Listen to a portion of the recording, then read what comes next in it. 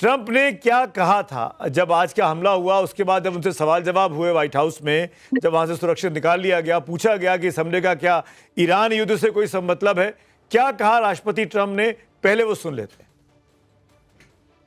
It comes with the territory, and if you want to do a great job, I really believe that. And you take a look at what's happened to some of our greatest presidents, and it doesn't happen to people that don't do anything. And it's not going to deter me from winning the war in Iran. I don't know if that had anything to do with it. I really don't think so, based on what we know. But we're going to continue to do a great job. That's all I can do. Iran को लड़ाई को लेकर राष्ट्रपति Trump ने जिस तरीके से अचानक हमला बोला था और बातचीत चल रही थी उस वक्त में ईरान के साथ, और इजराइल ने हमला कर दिया और उसके बाद से लगातार लड़ाई बढ़ती जा रही है और लड़ाई खत्म होने का नाम नहीं ले रही। अमेरिका के भी अच्छे खासे नुकसान हुए ईरान पर।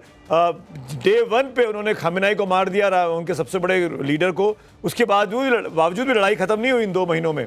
माथुर साहब, जनरल माथुर, मेरा सवाल आपसे है, ये जो आप इशारा कर रहे थे कि ट्रंप के खिलाफ गुस्सा बहुत ज्यादा है, क्या ये सिर्फ वॉर एक वजह है या और भी रिलेटेड चीजें?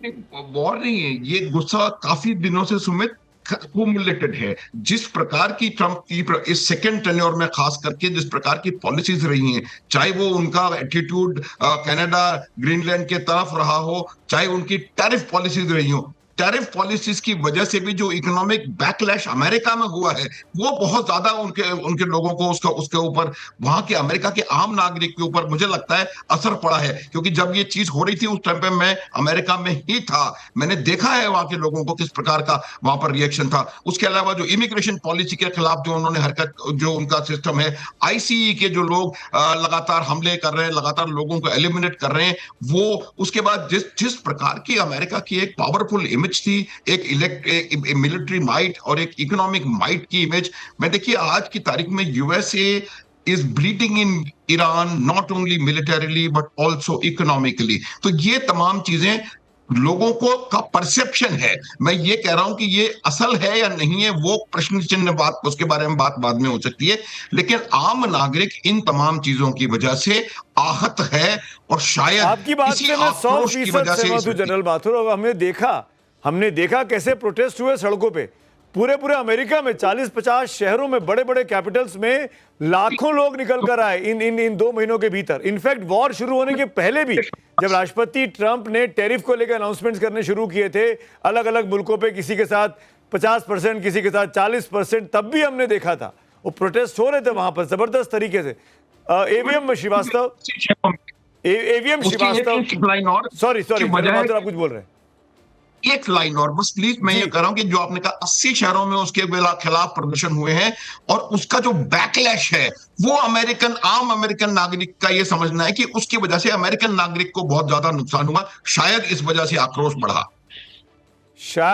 आक्रोश बढ़ा। और ये आक्रोश की वजह ही थी क्या इसके अटैक करने की? क्योंकि ये कह देना कि जो बात वोरा साहब बोल रहे थे उसी भी, हालांकि वोरा साहब मेरे साथ कनेक्शन में नहीं है, शायद सिग्नल कट गया है, लेकिन मैं मैम आपके पास आना चाहूंगा। उसके पहले जनरल एवीएम श्रीवास्तव का रिएक्शन ले लूं। श्रीवास्तव साहब, ये समझना बहुत जरूरी है राष्ट्रपतियों के लिए या लीडर्स के लिए या सुप्रीम लीडर्स के लिए, इस तरीके से अप्रूवल रेटिंग्स को बढ़ाना, या हम लोग हो सकता है कि जल्दबाजी में बात कर रहे हैं, मैं फिर से इसको डिस्क्लेमर के साथ बोलूं कि ये बहुत जल्दबाजी है ये कह देना कि ये सब ड्रामा है, पर हमको वेट करना चाहिए। पर ये व्यू पॉइंट निकलकर अमेरिका से सामने आ रहा है कि ये ड्रामा हो सकता है।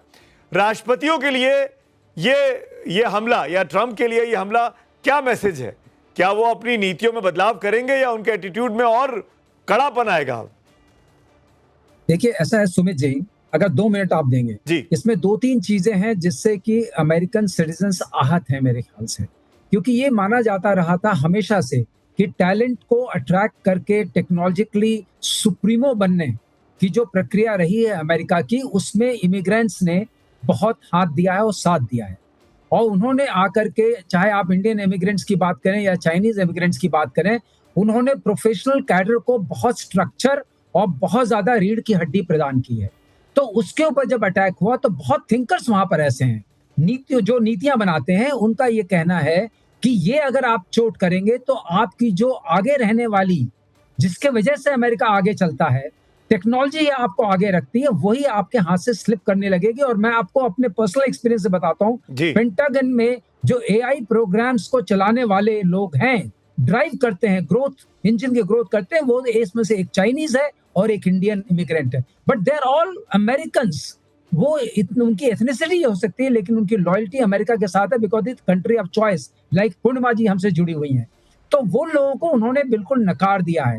दूसरी चीज ये रही है कि जो वॉर शुरू हुई है, आज तक किसी अमेरिकन को जो उनके स्ट्रॉन्ग सपोर्टर नहीं है, उनको समझ में नहीं आ रहा है कि लड़ाई क्यों शुरू हुई है। राइट। इससे हमें क्या खतरा था कि उनके जो अपने चीफ ऑफ काउंटर इंटेलिजेंस थे, वो रिजाइन करके चले गए। बिल्कुल। तुलसी गाबर्ट का भी बयान आया, जो चीफ ऑफ इंटेलिजेंस है, कि इससे हमें कोई खतरा नहीं था आने वाले 10 सालों तक, और ये भी नहीं था कि अमेरिका पर कोई खतरा है।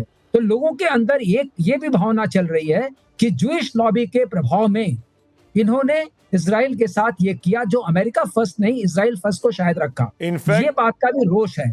और जहां तक ट्रम्प टैरिफ का सवाल था, जी। उसको तो सुप्रीम कोर्ट ने ही मना कर दिया, अब उसको लौटाना पड़ रहा है।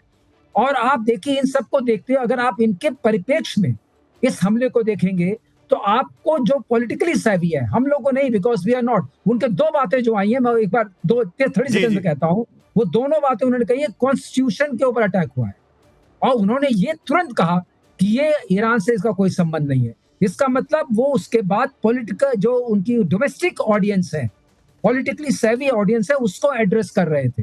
बहुत- he was not addressing the attack, he was addressing the domestic audience. और उन्होंने एक बात फिर बाद में कंक्लूड करते समय डोमेस्टिक कही, ऑडियंस है, डोमेस्टिक वोटर्स।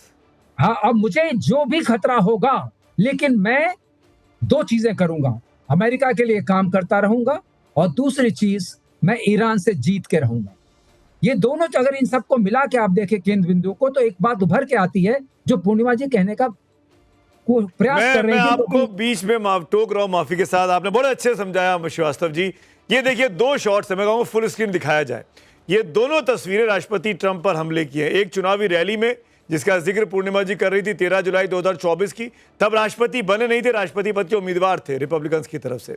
गोली चलती है, कान को छू के निकलती है। उसके बाद पूरा चुनावी कैंपेन में इसका फायदा मिलता है और राष्ट्रपति ट्रंप कमला हैरिस को हराकर ये चुनाव जीत जाते हैं। और जिस तरीके से पिक्चर्स लिए गए, जिस तरह के विजुअल सामने आए, और जहां पे कैमरे सेट थे, तो ये शक जताया गया कि ये सब कुछ क्या स्टेज मैनेज था। राष्ट्रपति ट्रंप की इस चुनावी रैली पर बहुत सी विश्लेषण हुए, बहुत सी चर्चाएं उस वक्त हुई थी।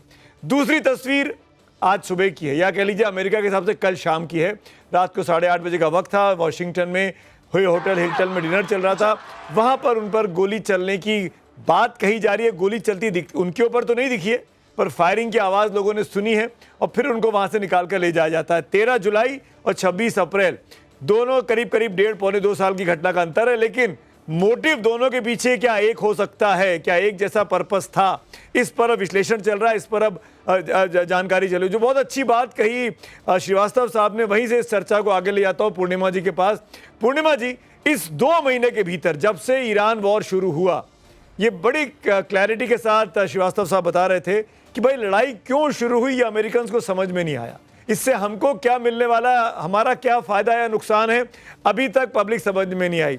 जो लोग साथ में थे, जिन्होंने कैंपेन किया 13 जुलाई 24 का उस तस्वीर के वक्त तक भी, टकर कार्लसन जैसे लोग जो लगातार उनके लिए कैंपेन कर रहे थे, अपने शोज कर रहे थे, इतना बड़ा एंकर, न्यूज एंकर वहां का, वो खुलकर माफी मांग रहा है 3 दिन पहले, 4 दिन पहले, कि मुझसे बहुत बड़ी गलती हो गई कि मैंने ऐसे व्यक्ति को सपोर्ट कर दिया कि वो अमेरिका के इतने हितों का नुकसान करेगा। उनके साथी लोग, उनका आर्मी चीफ, उनके सिक्योरिटी चीफ, सब लोगों को हटा दिए गए। कुछ लोग छोड़ के चले गए, कुछ लोग नाराज हो गए, कुछ को हटा दिया गया। यानी पूरा का पूरा अपहीवल हो गया इन 2 महीनों के अंदर अमेरिकन प्रशासन का। यहां तक कि मैंने तो वो प्रेस कॉन्फ्रेंस भी देखी थी पूर्णिमा जी, आपको भी याद होगा, कि अगर लड़ाई जीते तो मेरी जीत है, हारे तो जेडी वेंस के हार है। वो इस तरह के बयान भी राष्ट्रपति की तरफ से सामने आए। ये क्या दिखा रहा है कि आपस में वहां पर सरकार में भी एका नहीं है क्या, यूनिटी नहीं है क्या इस लड़ाई के कॉल को लेकर? सर अपने ईरान को रेजिम चेंज करने गए थे, मुझे तो लगता है रेजिम चेंज यहाँ पे हो रही है।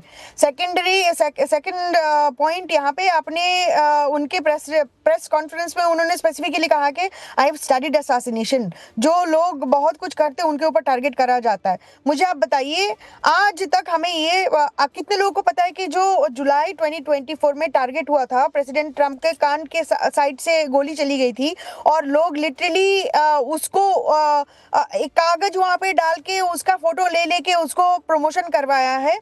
उस बंदा जो जी। मारा गया उसका क्या नाम है, किसी को पता है? आज तक उसके बारे में बात नहीं हुई। बटलर शूटिंग के बारे में वो बात ही नहीं करने वाले थे। वो एक प्रेस कॉन्फ्रेंस में एक ये भी बोले थे कि हम उसके बारे में कभी बात ही नहीं करेंगे। क्यों नहीं करेंगे? जी। ये जो डोनाल्ड ट्रंप का कैरेक्टर आप एनालाइज करेंगे, he talks about one particular issue for 100 times. ये इंसिडेंट को उन्होंने बात नहीं की, इसके बारे में लोगों ने बात शुरू कर दिया। जी, Was it पूर्णिमा a जी, setup or not? I am अभी- सॉरी मैं बीच में इंटरवीन जी। कर रहा हूं। इनफैक्ट आप लोगों से बात करके एक चीज समझ में आई कि जो कुछ अमेरिका में हुआ है, जैसा दिख रहा है वैसा शायद नहीं है।